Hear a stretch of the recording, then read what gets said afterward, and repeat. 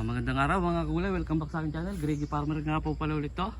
Bali ngayong araw na to ay pang-walo tayong harvest mga kagulay. Pasensya na yung kalakaran kong vlog. Doon na kami mismo sa bentahan na mismo mga kagulay. Doon na ako mismo nagtapos ng vlog. Gawa nga na nakalimutan ko. Kaya doon ko na lang kinuha na ito. Papakita ko sa inyo mga kagulay yung i-deliver na naman na paunang deliver mga gulay kasi may mag-aalas 8 na, di pa kami nakakapag unang deliver. Bale, ito yung talong natin mga gulay, nasa yung pangwalong harvest niya ay nasa ano na, nasa 190 na lang mga kagulay. Yung nakaraan 200 plus lang, yung 200 plus, ngayon nasa 190 na lang. Tapos ang semi niya ay nasa 20. Tapos yung talo, yung ampalaya mga gulay, makikita nyo nasa 300 yung unang deliver mga gulay. Ayan, kung makikita yung talong natin, maganda pa rin. Yan siya. Yan siya mga gulay. Walang semi? Wala. Bilog lang pala yun, bilog. Pasensya na mga kagulay, bilog lang pala yun. Ibig sabihin, ar na yun mga gulay. Dalawa. Tapos titignan natin dito yung, kasi hindi pa tapos yung talong, tapos ng bandilin, pero yung ampalaya mga kagulay ay hindi pa. Papakita natin, sa 300 yung dala nila na ampalaya na good, tapos dalawang semi. Tapos ito pa yung binabandel mga kagulay. Yan, 1, 2, 3, 4, 5, 6, 7, 8, 9, 10, 11, 410. Tapos bali 410 na yung good mga kagulay. Hindi pa tapos sakutin, saka hindi pa tapos ang bandelin siya mga kagulay. Bali ito, dadalhin muna natin to. Ito na lang, tago ko. Yan. May mga ano na kami na, no? Kasi pang ano na rin naman, pang walong harvest. Hindi na rin ito maiiwasan talaga mga gulay. Mga ito, naiiwan yung iba ay may uod, may tarak din ng uod mga gulay ng fruit fly. Yan, magkaiba po yung ng fruit fly at saka fruit and shoot borer mga gulay. Yung fruit and shoot borer doon yun sa talong. Baka malilito kayo, itong fruit fly dito to. Ito yung magkaparehas ng ng mangga at saka dito sa pepino, sa ampalaya, mga ganun mga gulay. So babalik na lang ako mamaya mga gulay, i-update ko kayo kung ilang kilo talaga lahat itong ampalaya natin kapag natapos ng ibandilat at saka hakutin. Hello mga kagulay, ito nga tapos ng bandilin. Bali umabot lang siya ng 520 mga kagulay. Tapos apat na semi. Semi ba lahat to? Ano to eh? Isang semi, isang RR. Isang semi, bali tatlong semi mga kagulay, tapos isang RR. Ito yung RR natin.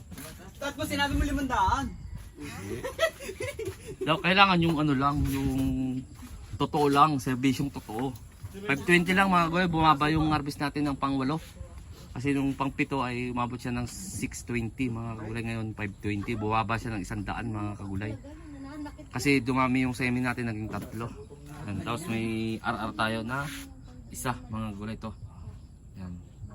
Ang presyo pala ngayon mga kagulay ay nasa 80 lang, bumaba rin mga kagulay kasi nakaraan ay 85, ngayon 80. Tapos sa talong bumaba din mga kagulay, 70 lang ang kuha sa talong. Nakaraan 75 mga kagulay. Pero okay pa rin yung mga kagulay kaysa naman dun sa amin na 15, 20 na mga kagulay. Yan. Isa mga kagulay. Yan. Ayan yung mga gahakot natin mga kagulay. Shout out daw. Yan mga kagulay. Saka ito yung yung hindi na talaga wala na talagang hindi na pwedeng hindi deliver mga kagulay. Yan. Isang planggana lang naman mga kagulay. Doon. Ito na nga pala yung yung ilaland prep namin na isusunod na tatanim.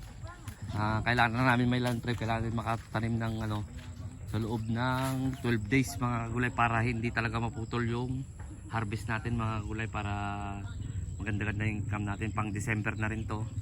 Mataniman to ng halimbawa October na, mga katapusan siguro o kaya mga 25 basta 12 days.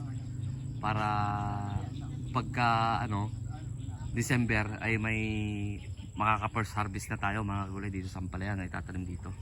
Ayan siya. Tsaka dun sa kabila, yung pinanggalingan yung dating sili mga kagulay. Ayan siya. Ayan. Nalaglagay ano. Kasi pinakakarga na nila dun mga kagulay. Ayan. Butas na lahat. Kalit-kalit na sinasabi. Ayan. Hindi kayo malera. Tsaka dito, aayusin din namin dito. Testing namin magsitaw.